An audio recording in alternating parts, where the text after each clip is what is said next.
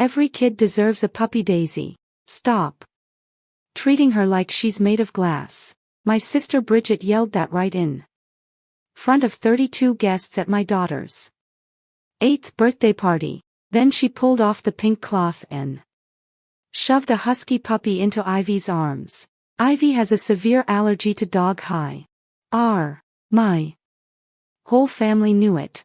Just 90 seconds after hugging the puppy, my daughter collapsed on the grass, lips turning blue, struggling to breathe. While the ambulance took Ivy away, Bridget turned to the crowd and said coldly, "Well, the party's ruined. Hollis, come.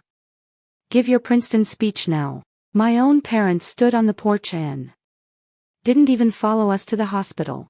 They had no idea my husband had been quietly preparing for this moment for 11 days. 3 hours later, he walked back through that porch door with 3 police officers and our attorney. My name is Daisy Hollister, 33 years old. If you've ever someone hurt your child while the rest of the family did nothing, comment Ivy and tell me where you're listening from right now. Stick around because what my husband placed on that coffee table didn't just expose them, it completely destroyed the lie they had been living for years.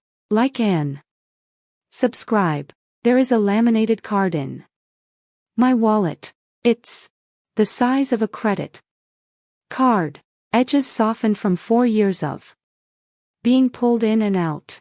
On the front, in printed capitals, it says, dust mites, canine dander, tree nuts, penicillin.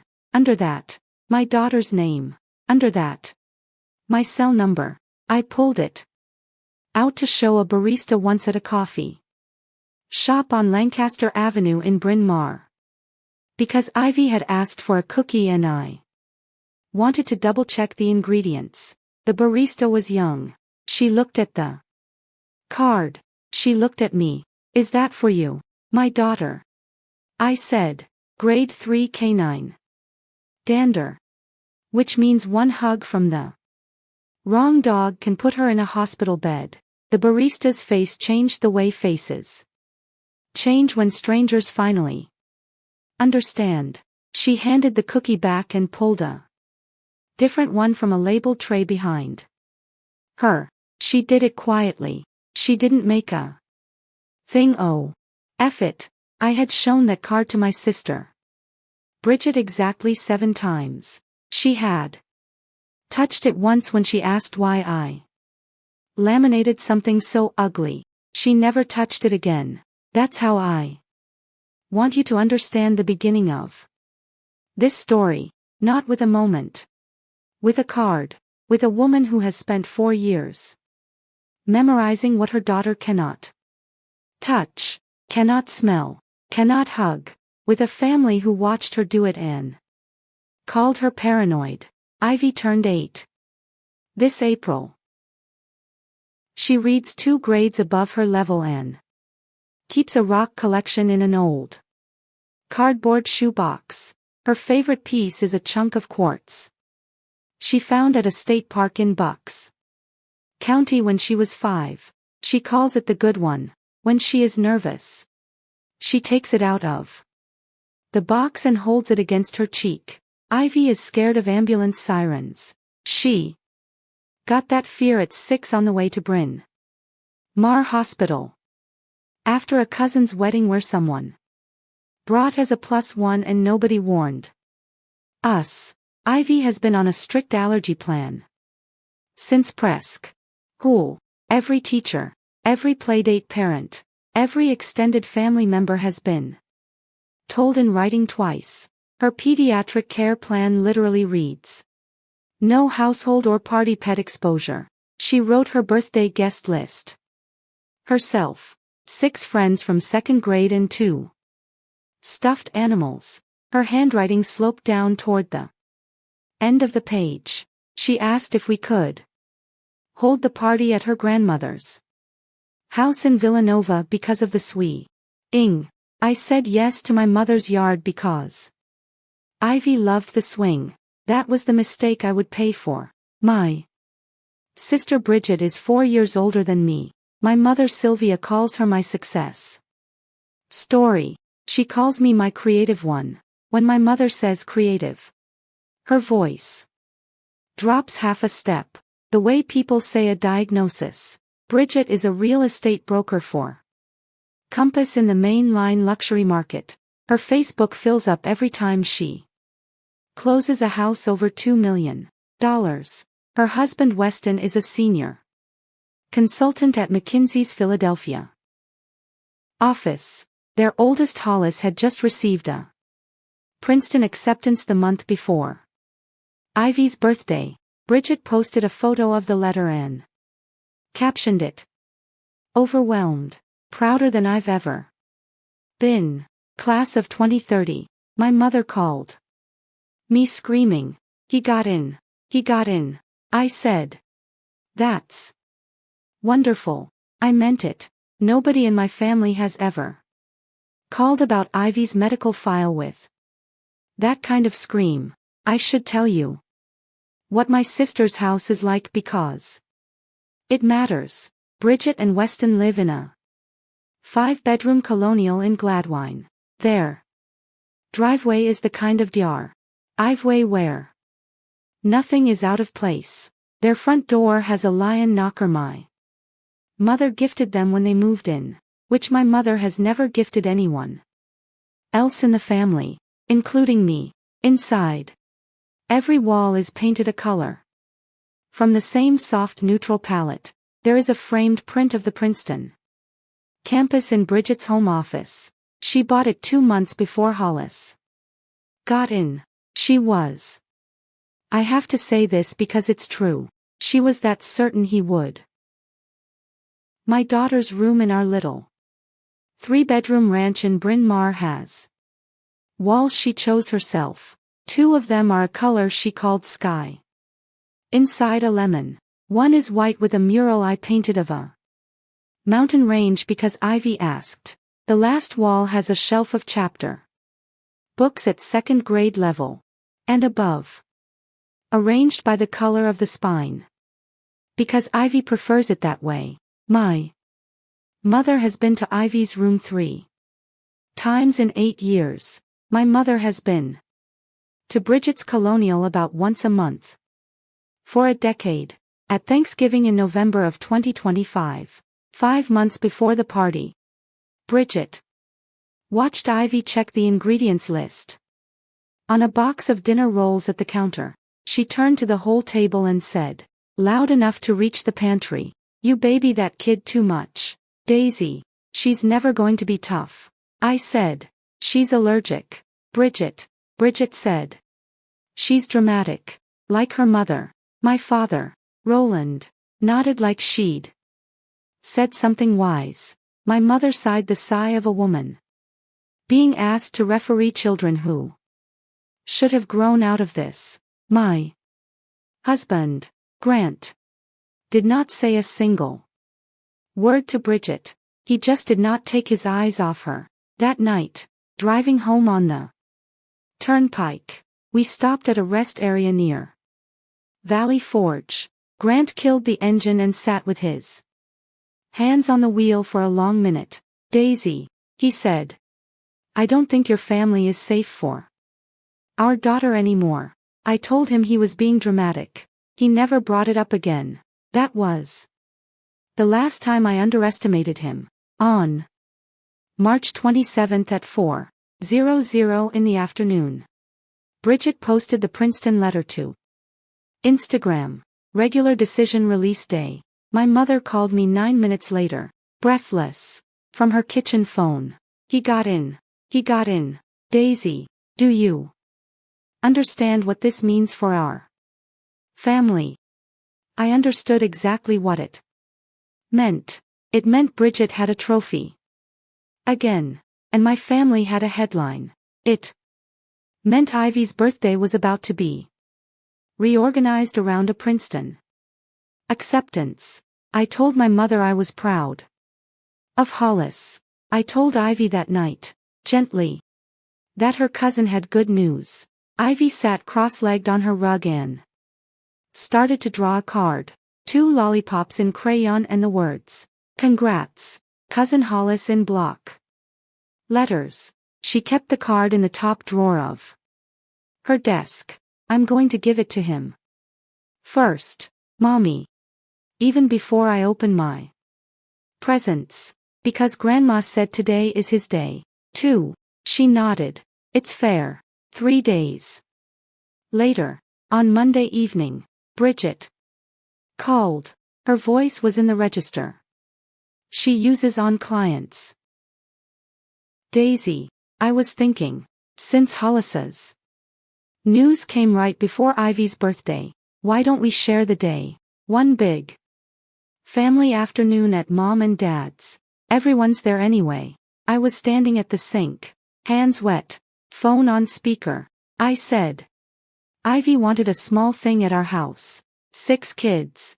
Cake. Maybe the sprinkler. Bridget said, you always make it about her medical stuff. Let's just have a normal family day. I said, that's not fair. She said, Daisy, Ivy loves her cousin. Don't make her the reason he doesn't get his moment. My mother called 4 minutes later. My mother had already known. My mother had known before Bridget did. She said, Daisy, please do this for the family. I agreed.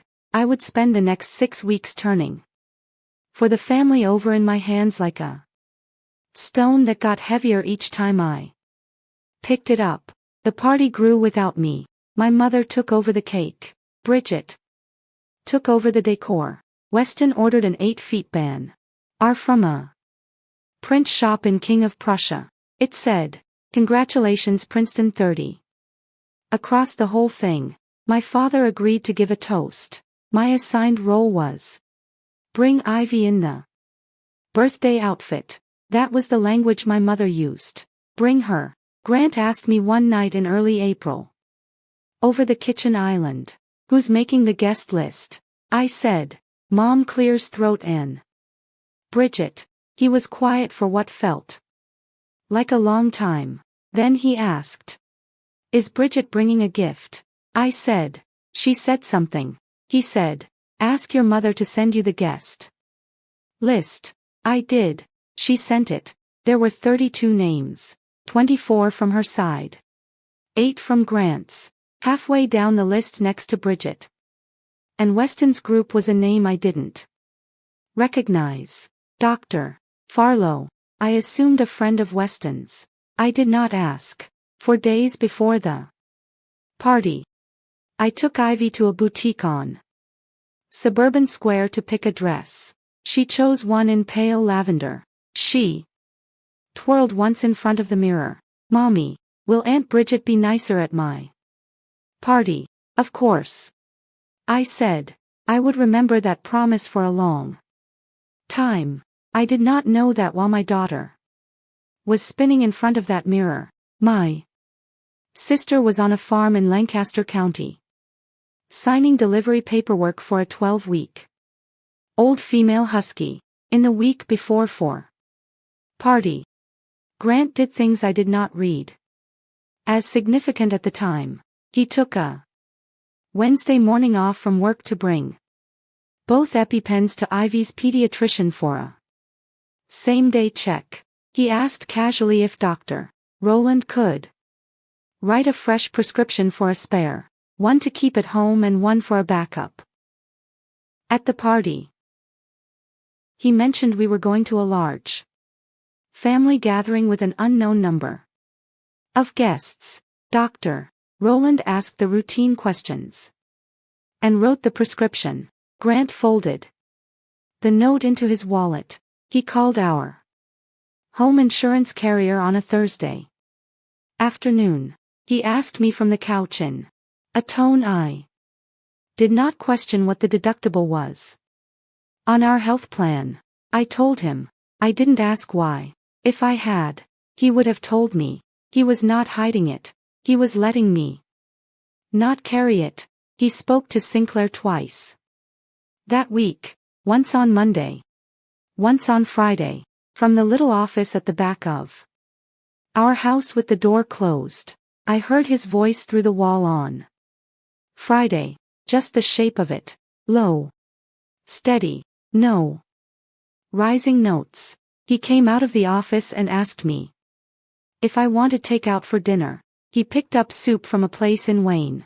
He did not bring up the office or the phone call. I remember the Saturday before the party. Ivy was practicing writing the number 8 in curves. Eve because her second grade teacher had told her cursive was harder than print.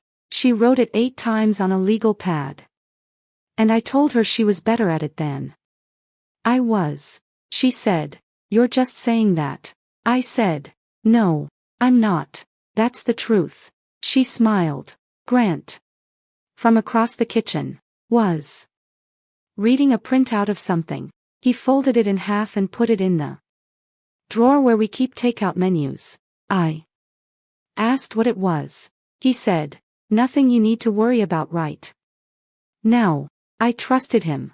I did not know that in that drawer, folded once, was a summary of Bridget's April 15th email. He had printed it 2 days after receiving it, so it would exist outside his laptop.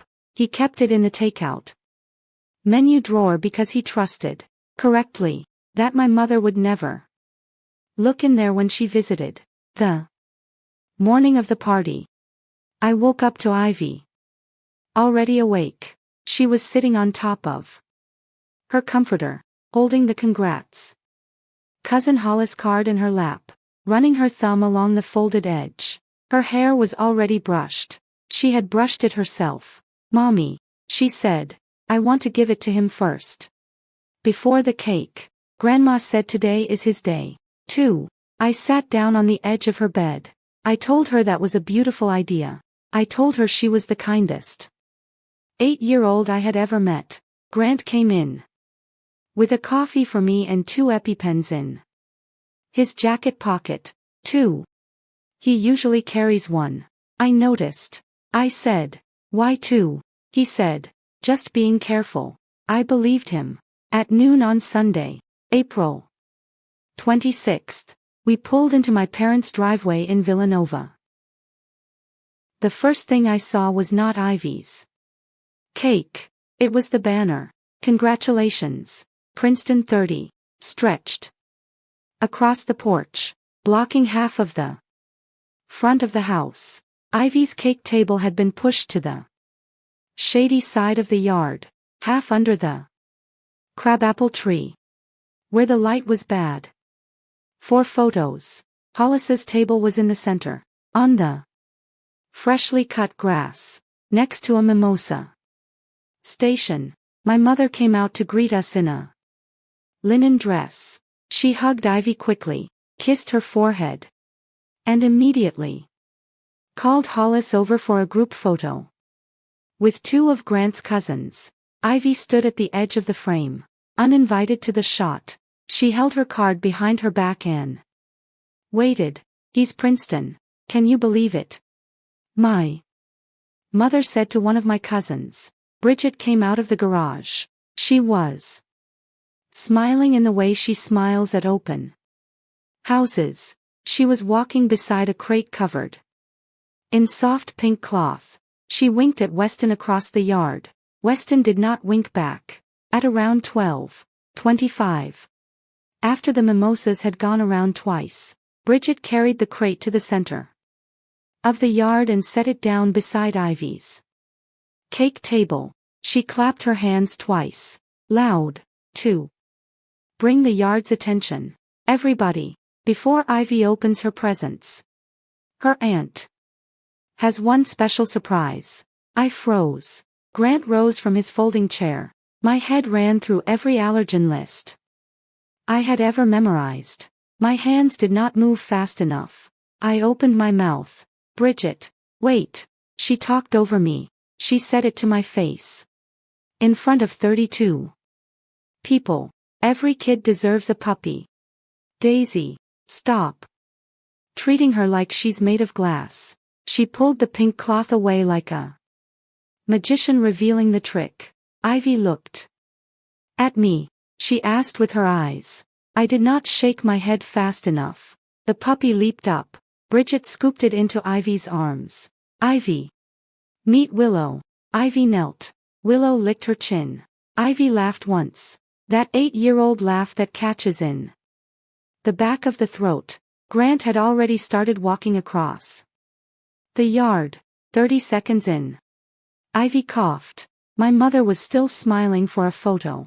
My father was still on the porch. 60 seconds in. Ivy's eyes turned red. Grant reached her. Ivy said, "Mommy." My chest. And I could hear the whistle already at the top of her breath. 90 seconds in. Ivy dropped to her knees. Grant caught her before her head hit the grass. He drove the first EpiPen through the lavender dress into her thigh. Her lips were already blue. I ran. Sylvia stayed on the porch. Bridget took a step back, holding Willow to her chest like a shield. Grant was already on the phone. Bryn Mawr Hospital. Pediatric. Grade 3 anaphylaxis. Canine dander. She's 8. 6 minutes later. Paramedics were in the yard. They loaded Ivy onto a gurney. Grant climbed in beside her, just before the ambulance doors closed. He looked at Bridget for exactly 1 second. He did not say anything. Bridget shivered. The ambulance turned onto the street. Red lights swept my mother's petunias. My parents did not move from the porch. Neither of them stepped down. Neither of them called Ivy's name. Neither of Hem called mine. My mother kept her hand on my father's arm. My father put his other hand in his pocket. That is where I want you to see them. Frozen. And Bridget. Bridget walked up onto the porch, still holding Willow, and picked up the microphone stand Weston had set up for Hollis's speech. She turned to what remained of the yard and said, into the mic, in a voice that did not shake, "Well, the party's ruined, Hollis. Come. Give your Princeton speech now." 5 guests stood up. They walked to their cars. 14 stayed, either out of politeness or shock. Hollis rose slowly, looked at Weston, and read something in his father's face. Weston shook his head almost invisibly. Hollis sat back down. Bridget waved him up again. "Come on.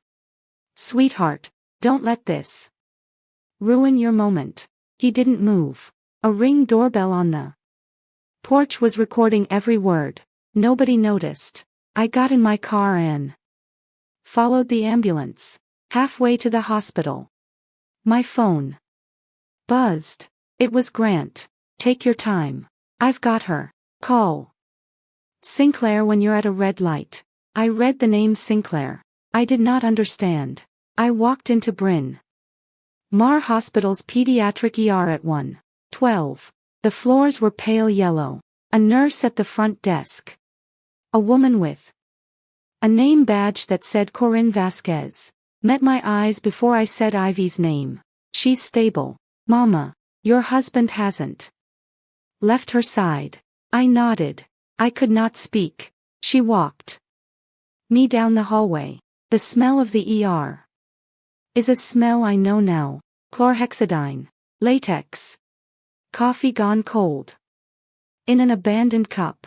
She stopped in front of room 4. "Before you go in," Corinne said quietly, "he asked us to save the discharge print for him. He hasn't asked for anything else since he walked in." I did not know what to do with that sentence. I opened the door. Ivy was under a light blue blanket. A nebulizer mask was on her face. Her hand came up weakly when she saw me. I dropped to my knees beside the bed. I put my hand over her small foot. Through the blanket, I cried for the first time. Not loud, not for effect. The tears fell onto the sheet. She lifted the mask half an inch. Mommy, I know. It's my birthday. I lost my breath. She fell asleep with my hand still on her foot. GRANT was leaning against the wall in the corner, laptop on his knees. He did not look up. He was typing an email to someone whose name in the address bar started with Everett, the attending physician. Dr. Meredith Alcott came in around 1:40. She had the calm of someone who has told a lot of parents a lot of hard truths. Grade 3 anaphylaxis. 2 doses of epinephrine. Nebulized albuterol. She dropped to 82 oxygen at intake. She's back at 96. We had a brief cardiac arrhythmia. Resolved with the second dose. She'll be sore. She'll be exhausted. She's out of the danger zone. I said, thank you, doctor. Alcott set 2 printed pages on the counter. She said, this is the discharge note. I'd like you to read the last line. I read it. My hands went cold. Trigger. Direct exposure to canine dander in a patient with documented grade 3 sensitization since 2022. The exposure was foreseeable and preventable. Doctor. Alcott said. This isn't a note for you, Mrs. Hollister. This is a note for whoever needs to read it. Grant stood up. He walked over. He said, I'd like a second copy. Doctor. Alcott looked at him. She said, I already printed one. Corinne came back in around 2 to change out Ivy's 4. While she worked, she spoke without looking up. I have 3 kids. She said, if someone brought a puppy near my daughter after all this paperwork, I would want them to know I saw it, too. So I signed the report as witness. Grant looked at me then.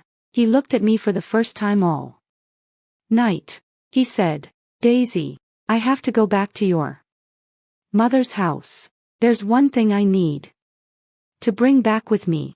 I said, Grant, what have you been doing for the last 2 months? He asked Grant if he could speak with me in the hallway. She said yes. She said she would sit with Ivy. She sat down in the chair beside the bed and put her hand where mine had been, on Ivy's foot, in the hallway. Grant took my hands. He spoke very quietly. He gave me 3 sentences. 11 days ago, on April 15th, I got an email from a breeder in Lancaster County. It was meant for your sister. She typed my name wrong. I've been sitting on it since. I've been talking to a man named Everett Sinclair since February. Not about this. About your family generally. I didn't tell you because I didn't want you carrying it if I was wrong. I wasn't wrong. I'm not doing this to punish anyone. I'm doing it because your sister took a microphone on your mother's porch and told our 32 guests the party was ruined. I heard her through the ambulance door. And I have the paper that says the collapse wasn't an accident. I looked at him. I said, who are you bringing with you? 3 officers and Sinclair. Why 3? Because it's not just Bridget. It's your mother. And your father. I did not cry. I did not argue. I nodded. Once. If you have ever loved a man who prepared for a moment you didn't know was coming. A man who held a receipt in his pocket for 11 days so you wouldn't have to carry the weight of it during your daughter's birthday. You know exactly what that nod meant. I am asking you to leave the word Ivy in the comments along with the city or the country where you are listening from. Right now, not for me, for the mothers who have never been believed the first time. Stick with me. What Grant did next will stay with you. Let me back up, because I need you to understand this. Did not start on a Sunday in April. This started 30 years ago in a kitchen in Villanova at a formica table the color of dulled turquoise. I was 10. I sat at that table doing long division. Homework in a spiral notebook.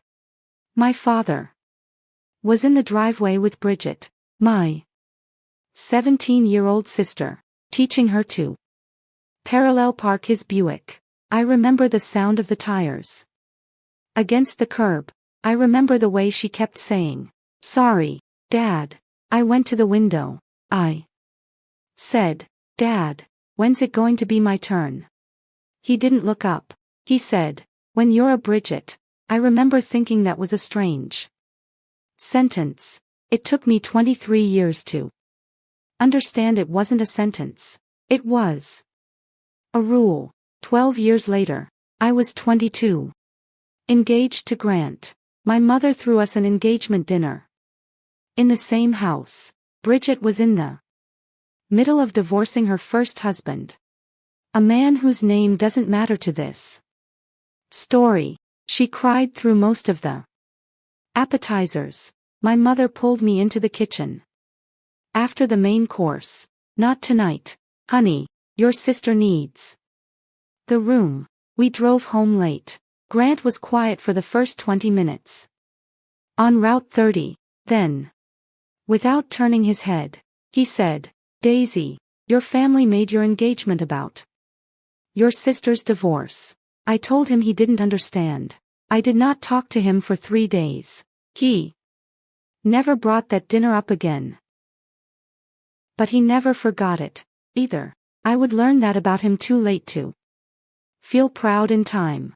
In August of 2022, Ivy was 4. We had just come back from the first YAR trip. My sister-in-law's beach house had a Labrador we hadn't been told about. And Ivy started wheezing on the porch. The trip resulted in the diagnosis. Grade 3 canine dander sensitivity. My pediatrician sent us home with paperwork thicker than a magazine. I called my mother on the drive back. I told her the panel results. I said, "This is real. Not seasonal. Not something she'll grow out of." My mother said, "Are you sure it's really that serious?" I said nothing for a full block. Grant reached across the console and squeezed my hand. I printed the allergy panel 3 times. One went on our fridge at home. One went in my wallet. One I gave to my mother in a plastic sleeve. The next time I visited her, her fridge was blank. Not one magnet. Not one paper. She had not put it up. At Christmas that year, Ivy was 5 and doing well. Bridget drank more than she usually does. During gift unwrapping in front of everyone, she looked across the tree at me and said, "Some kids weren't built for the world. Daisy, maybe you weren't either." The room went silent for exactly 4 seconds. My father laughed weakly. "Bridget, you're drunk." My mother changed the subject. Grant did not move a muscle in his face. That night in bed, Grant took out his iPhone and opened his notes app. He typed 2 lines and put the phone face down on the nightstand. 3 years later, he would open that note again. It said, "Boundary reset. Talk to a lawyer someday." He called Everett Sinclair in February 2026. I did not know he had called anyone. I did not know he had a note. I did not know that for 20 years. Every time my mother asked me to give something up for family unity, Grant had been counting. I did not have to count. I remembered everyone. Bridget's second wedding. Bridget's midlife book club she needed. My kitchen for Bridget's divorce again. Bridget's real estate award ceremony, where they seated Ivy at the kids' table alone. 11 of them over 0 years. All beginning with the same sentence. For family unity. Daisy, please, I want to tell you about one of the 11. Because I think it's the one you would recognize the fastest. Ivy's 3rd birthday, 2021. Small backyard party at our house. 6 kids from her preschool I made cupcakes with rainbow sprinkles. Because Ivy had never liked frosting and wanted something crunchier, my mother arrived 2 hours late. When she did, she walked in with a large box wrapped in silver paper. Snorts. She set it down on the porch table and said, "I know it's Ivy's birthday, but I have to make a stop at Bridget's after. Hollis is having some kind of stomach thing and Bridget's alone with 3 kids, so I can only stay 45 minutes. She stayed 38.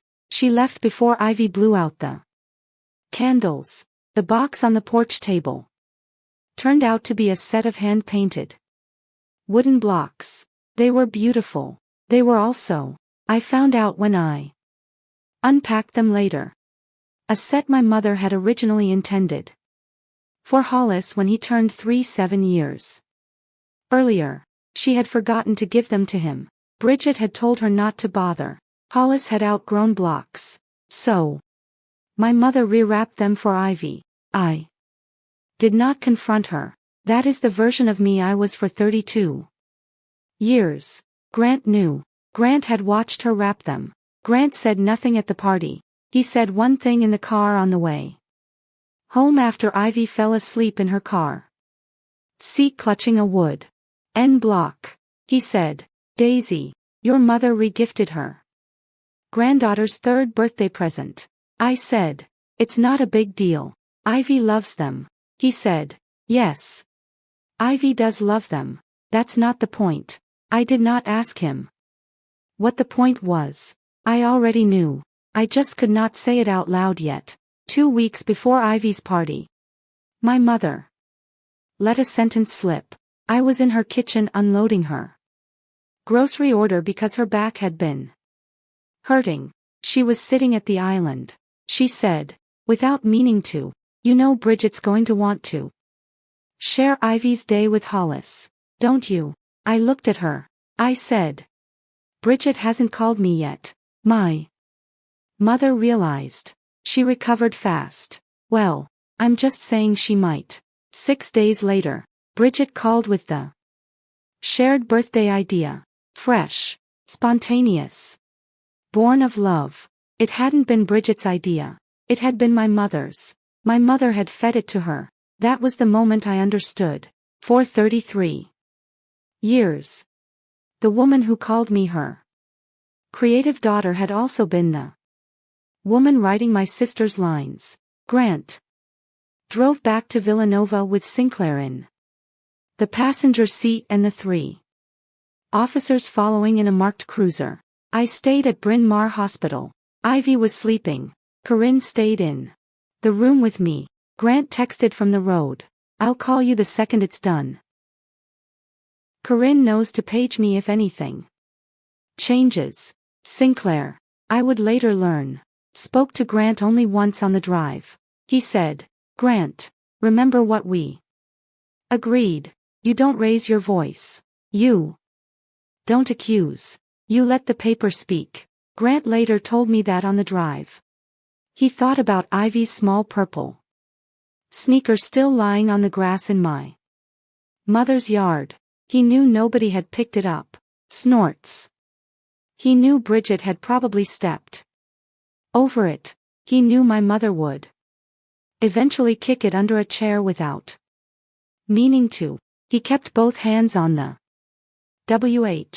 wheel and drove exactly the speed limit. He parked in front of my parents' house. At 4:15, the banner was still up. Hollis was gone. Weston had driven him home an hour earlier. 14 guests remained inside. My father had lit the fireplace. My mother was on her second glass of wine. Grant walked up onto the porch. Sinclair walked behind him with a brown leather portfolio. The 3 officers stopped at the bottom step. 2 of them were uniformed. The 3rd was in a blazer. His name was Detective Warren Blackwood. Weston opened the front door. He looked at Grant. He looked at Sinclair. He looked at the officers behind them. He whispered. Grant. I didn't know. Grant walked past Weston without touching him. He went straight into the living room. 14 faces turned. My father stood up. My mother put her wine glass down too hard on the end table. The base cracked. She did not notice. For 8 seconds. Nobody spoke. Grant walked to the coffee table. He looked at nobody. He would tell me later that in those 8 seconds, he pictured Ivy under the nebulizer mask. He said it was the only way he stayed calm. Sinclair stood beside him. The portfolio was still closed. I want you to picture the room the way Grant saw it. 14 adults. Most of them on their second glass of something. 2 of my cousins on the sofa nearest to the fire. A great aunt of my mother's, 91 years old, in the wingback chair, half asleep.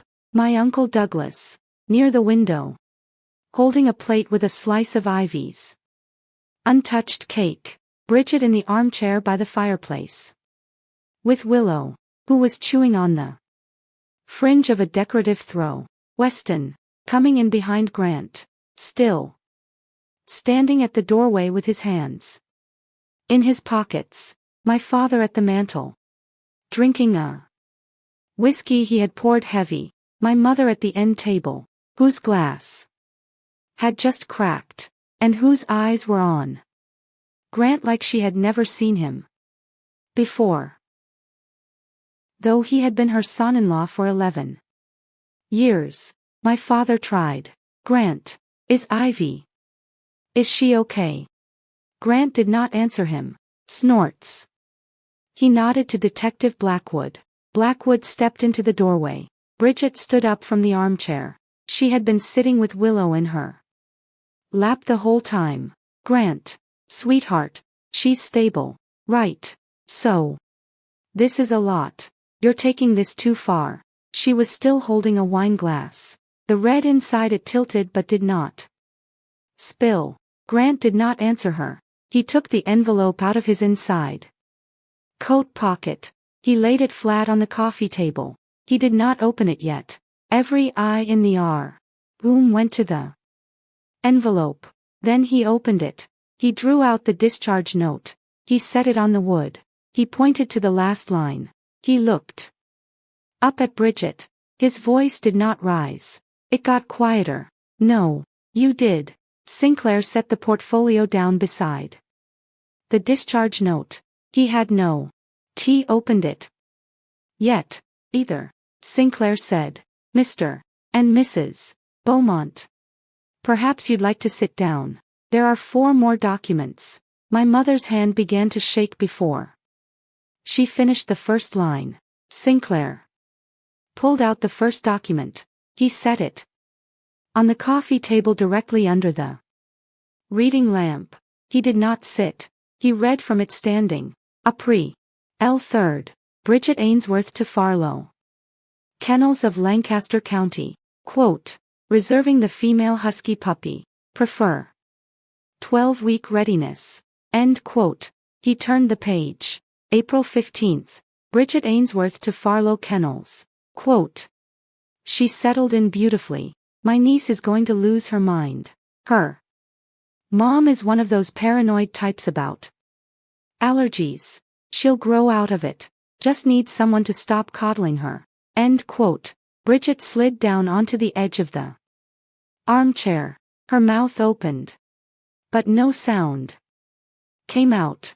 Her wine tilted onto the arm of the chair. She did not correct it. My uncle Douglas, the one holding the untouched cake, set the plate down slowly on the side table. He looked at Bridget. He looked at me. I had not seen my Uncle Douglas raise an eyebrow in 20 years.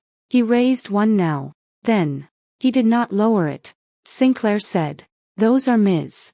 Ainsworth's own words, written to a licensed puppy seller, about a child with a documented grade 3 anaphylactic sensitivity. Bridget found her voice. That's private. That's That's not admissible. Sinclair looked at her. He said, Ms. Ainsworth.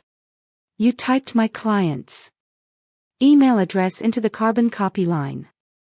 By mistake. It arrived in his inbox at 10:42 a.m. On April 15th.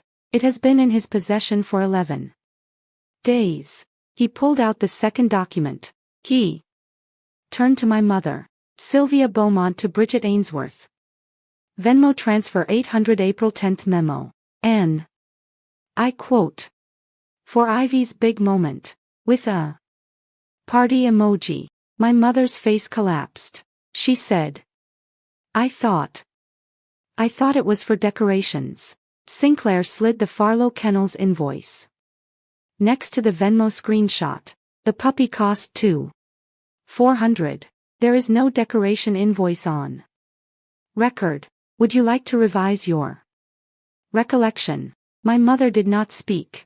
My father, at the mantel, set his whiskey glass on the marble. He did not pick it up again. Sinclair opened a small laptop, but did not play sound. He read from a printed transcript. Recorded on your ring. Doorbell. April 26, 12:41 p.m. Bridget Ainsworth. Into a microphone. Well, the party's ruined. Hollis, come. Give your Princeton speech now. 12:42 p.m. Bridget Ainsworth. Come on. Sweetheart, don't let this ruin your moment. 12:43 p.m. Absence of speech from Roland and Sylvia Beaumont on the porch. No verbal response. No movement toward the ambulance. 2 minutes and 18 seconds of standing still while their granddaughter was loaded into the vehicle. My father stood up. That's my house. You can't. That's my ring. Sinclair said yes. Mr. Beaumont, your ring, your account, your cloud storage which your son-in-law helped you resync 15 days ago at your wife's request, a courtesy the Ring app offered him. During the pairing process, he accepted. You never checked your linked accounts. My father sat back down. He okayed much older than he had 5 minutes earlier. My mother's great-aunt, the 91-year-old in the wingback chair, was fully awake now. She had lowered the volume on her hearing aid, then raised it back up. She had heard all of it. She was looking at my mother the way an old woman looks at a person she once trusted and has just placed differently in her mind. She snorts. Did not speak. She did not need to. Colin Hollister, my husband's cousin, 42 years old and an engineer, had been sitting on the far side of the living room the whole time. He stood up. He did not say anything. He walked to the hallway and stood there, facing the front door with his hands on his hips. 3 of Grant's other cousins stood up and joined him. They did not leave. They just stood in the hall. Sinclair pulled out the 4th document. Bridget said, Willow needs to go home with me tonight. Sinclair placed the 4th document in her lap. Ms. Ainsworth, Farlow Kennels is not USDA licensed for interstate commercial sale. The vet certificate you were provided is signed by a doctor, Farlow, who lost his veterinary license in the state of Pennsylvania in 2023. You bought a 12-week-old puppy from an unregulated seller using a fraudulent health doc. You meant to move it across state lines. The dog does not legally belong to you. Bridget began to cry. Nobody moved toward her. Sinclair drew out the last set of documents. 3 copies, identical, stapled at the corners, 15 pages each. He placed one before Bridget. One before my mother. One before my father. This is a cease. And contact instruction. Any communication with Ivy Hollister, direct, indirect, or through a third party, will trigger the civil damages filing. You now have in your hands medical expenses to date, $28,600, punitive and emotional damages, at attorney's discretion, are itemized on page 11. He looked up. Read page 11 at your leisure. Colin walked back into the living room from the hallway. He stopped in the middle of the rug. He looked at my mother and then at my father. He said, "I've been coming to your Thanksgivings for 11 years. I never said anything about the way you treat Daisy. I'm saying it now. My kids are not stepping foot in this house again. Neither is any Hollister." He took his jacket off the back of a dining chair. The three cousins in the hall picked up theirs. They walked out. The front door closed behind them. Somebody was crying somewhere in the house. It was hard to tell who. Sinclair looked at Grant. Grant nodded once. Sinclair opened the portfolio again. "I hesitated to include this," he said. "I brought it because I believe everyone in this room needs to see it." He drew out a printed screenshot of an Instagram story. The screenshot showed Bridget taking a selfie in the doorway of my parents' garage. Behind her, the pink cloth was draped over the crate. Her expression was in joke. The caption ran across the bottom in white sans serif text, "About to steal the show." It read, and then a winking emoji. Sinclair set the paper down. He said, "The timestamp on this story is 12:04 p.m. Ivy Hollister collapsed at 12:31 p.m. This was posted 26 minutes before your niece stopped breathing." Bridget stared at the paper. She said, "Steal the show is a saying. It doesn't mean." Grant spoke for the first time in almost 20 minutes. His voice was flat. "It means you knew Ivy was going to become a distraction and you made sure Hollis stayed the story." Bridget shook her head fast. "That's not." Sinclair calmly played the second ring. Audio clip. "Not tea. He porch. This one was from the kitchen. My mother's voice 3 weeks before the party came out of the little speaker in his laptop like she was standing next to us. Just let her mother deal with it. Hollis needs today." My mother put both hands over her face. Grant did not raise his voice. He said, "You told Bridget to bring the puppy." My mother said through her hands, "I didn't know she'd. I trusted her." Bridget said Willow was hypoallergenic. Grant placed another sheet of paper on the coffee table. The email from Farlow Kennels. The breeder's own reply.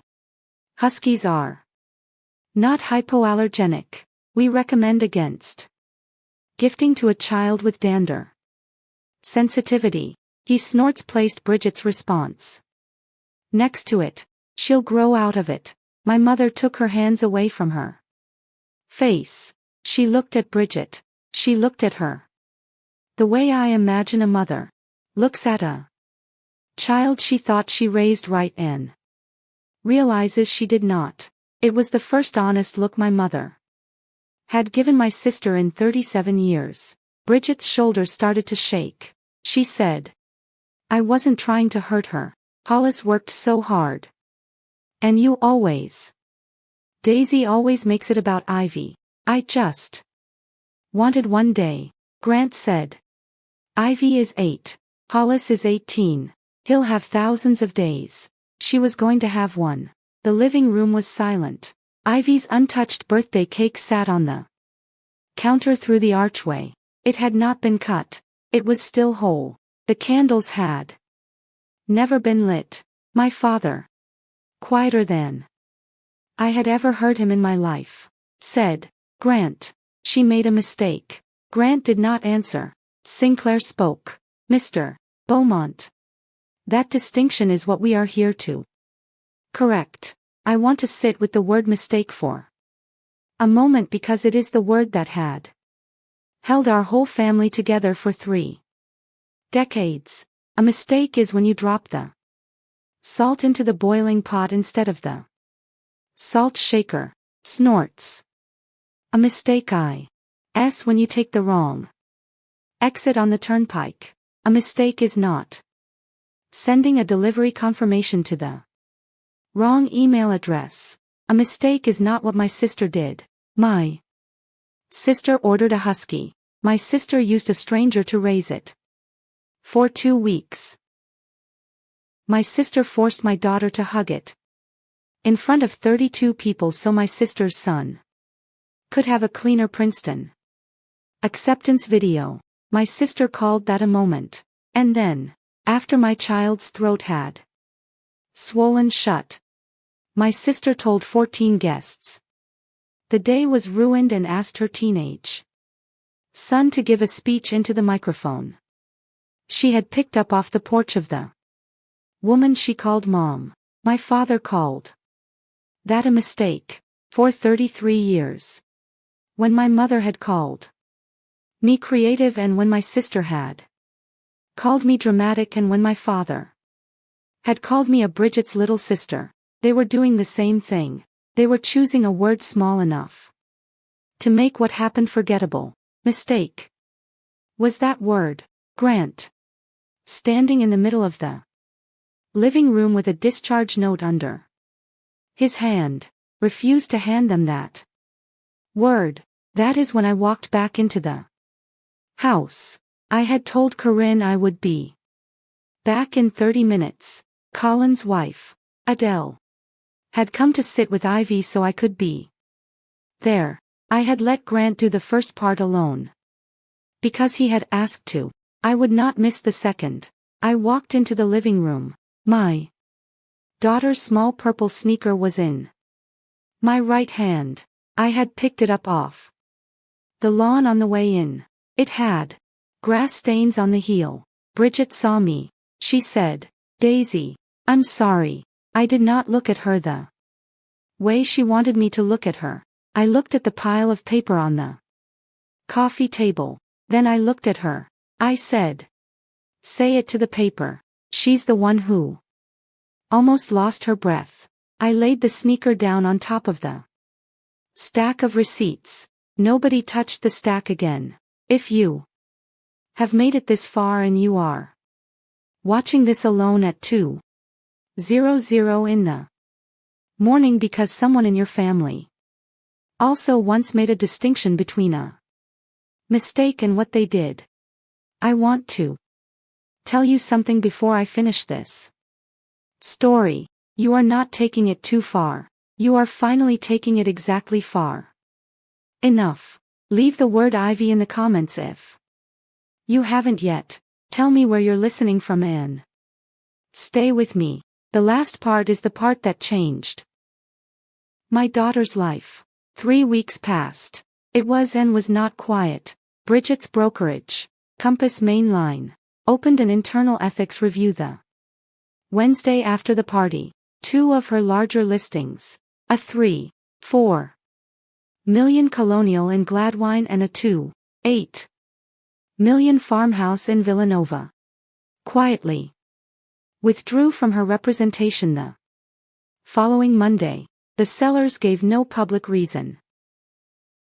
In luxury mainline real estate, silence is the loudest reason.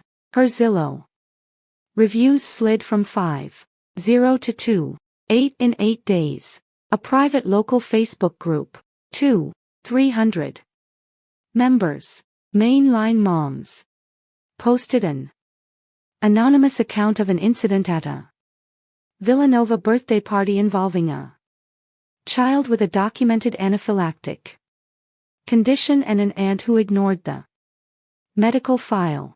No names. Everyone knew. Bridget messaged the admin twice asking her to take the post down. The admin declined. The post did not violate any group rule. On May 8th, Compass suspended Bridget's listing. Responsibilities for 60 days pending. Final review. Her luxury tier certification. The piece of paper that lets her list homes above 2 million. She did not lose her license with the state. She lost the door her career opened through. I did not celebrate any of this. I did not have to. Weston moved into the guest room the same week Compass moved. He did not tell Bridget why. He told Hollis. He said quietly in the kitchen. 1 Sunday morning. Your mother made a choice that hurt someone smaller than her. That's not a small thing. Hollis nodded once. Then he texted me. His message read, Aunt Daisy, I'm so sorry. Can I mail Ivy something? I understand if you say no. I asked Grant. Grant said yes. But through him, Grant vetted the package.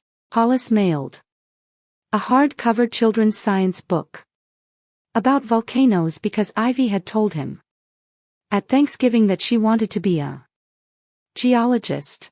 Inside the cover, in his 18-year-old handwriting, he wrote, I hope you get to be the star of your next birthday, Cousin Hollis. Ivy read the note. She kept the book on her nightstand. She did not talk about her aunt. My mother mailed me 2 letters in envelopes of the cream stationery she has always used. I did not open either one. I put them both in a drawer in the kitchen. Grant did not ask. My mother drove to Colin Hollister's house in Berwyn a week after the party. She rang the bell. Colin answered but did not open the storm door. He talked to her through it. Sylvia, I don't have anything to say to you. I have things to say about you. That's different. He closed the front door. My father sent Grant a text on May 12th, asking if they could meet for coffee at a place in Bryn Mawr they used to go to. When Grant was engaged to me, Grant replied that evening, Roland, I'm not angry, I'm just done. That's a different kind of finished. Take care of yourself. He did not send another message. Willow, the puppy, spent the first week after the party in a licensed shelter that specializes in northern breeds in Reading, Pennsylvania. A family with 2 adult children and no allergies adopted her 12 days later. I did not ask their names. I hope they are gentle with her. She did not choose any of this. On the second Sunday of May, Mother's Day, Colin and Adele hosted a brunch at their house in Berwyn. Ivy came with me and Grant. She wore a different dress, one she picked out herself, dark green with small white flowers. Not the lavender. Colin's kids ran to meet her at the door. Adele took Ivy's hand and walked her through the whole house, room by room, so Ivy could pick where she wanted to sit. Adele bent down to Ivy's ear and said, in a voice loud enough for me to hear, Ivy, you get to eat cake first at any Hollister house from now on. At the table, 22 adults raised a glass to me. Colin was the one who did it. He did not give a speech. He just said to Daisy, I did not cry in front of them. I saved that for the car. I want to tell you about the smaller things that happened in those 3 weeks, because the smaller things were the ones I remembered longest. A woman I had never met, a mainline mom named Judith, who ran a private allergy support group on Facebook, reached out to me through a mutual friend. She asked if I would be willing to speak at their spring meeting about the birthday incident, but only if I felt ready. I told her I wasn't ready to speak in public yet. She said, that is completely fine. When you are, we will be here. She sent Ivy a stuffed bee in the mail with a card that said, from all the moms who know the Pediatric nurse, Corinne, called me on a Wednesday afternoon 2 weeks after the party. She was on her break. She had been thinking about Ivy. She asked how she was doing. I told her Ivy was drawing more. Corinne said, "That's how kids process. Let her draw. Send her love from Nurse Corinne." I did. Ivy drew a small nurse in a pale yellow scrub and put it up on the fridge for a week. Detective Blackwood called Grant once at the 10-day mark. He said the mandated report had been closed with no criminal referral, because the county prosecutor had declined to pursue charges. Sinclair had already secured the civil framework and Bridget had agreed in writing not to contest any of it in exchange for the cease and contact terms being kept private. Blackwood said quietly, off the record, "I hope your daughter is well." Grant thanked him. He said, "She is on the way home." Ivy was quiet in the back seat. She watched the trees on Route 30 the way she watches things she is thinking hard about. Then she looked up. "Mommy, is Grandma sick?" "Because she didn't come." I did not answer right away. I looked at Grant. He kept his eyes on the road, but I saw him nod. I said, "Grandma's not sick, honey. Grandma made a choice that hurt you, and when a grown-up hurts you on purpose, sometimes you don't visit them anymore, even if they're your grandma." The car was quiet. I watched her in the rearview mirror. She looked out the window. Then she said, without turning back to me, "Okay, Mommy." I already knew. I did not ask her what she meant. I don't think I could have carried the answer. Grant had been renovating our kitchen since the second week of January. It was a project I had wanted for 6 years and had put off every time. My mother told me it was a waste of money. He had started without telling me, using weekends and evenings, laying subfloor and rough framing new cabinet lines. By mid-May, the counters were in quartz, warm veined in a soft cream, not formica, not turquoise. He handed me a coffee in the finished kitchen on May 17th, a Sunday, and said quietly, "Daisy, the counters look right." Ivy sat at the new island, drawing. She had been drawing more since the party. Trees, mostly, small houses with 3 people standing under the branches. She looked up. "Mommy, can we put my hospital paper on the fridge?" I stopped the waffle iron. I turned to look at her. She said, "Because the other one says what could happen, and this one says what did happen. So they should be together." I took the discharge note down from the drawer where I had been keeping it laminated. I walked to the fridge. I opened the freezer door, then closed it because I needed a second. I peeled the magnet off the old allergy card.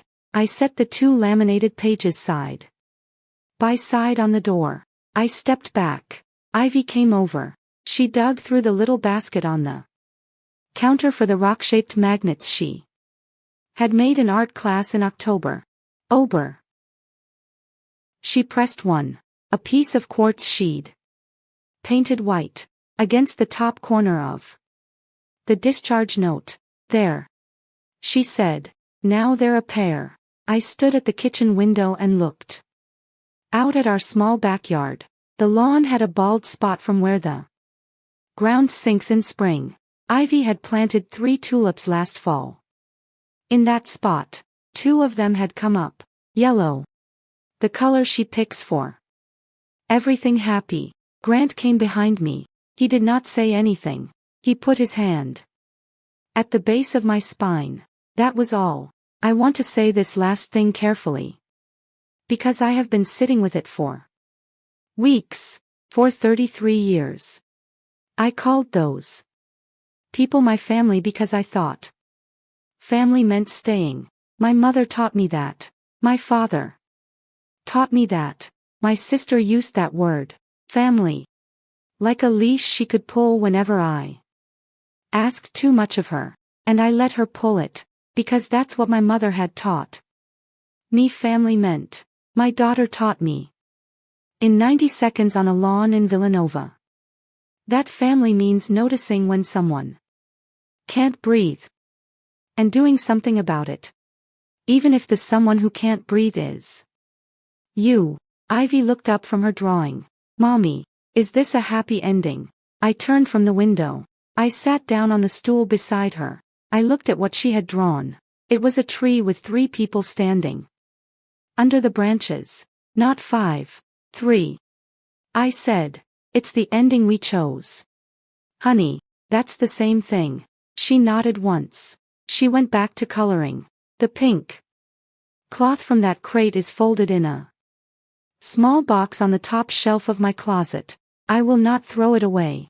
I will not use it. It is not a trophy. It is a receipt. It reminds me that I was there. It reminds me that Ivy was there. It reminds me that a woman I trusted my whole life picked up a microphone on a porch and told our 32 guests that the party was ruined while my child was still turning blue in the yard. The people who did that are not in my life anymore. They can send letters. They can send flowers. They can send an email through a lawyer. They cannot come back. I did not raise my voice for any of it. I did not have to. The paper spoke, and I stayed close enough to my daughter to hear her breathe.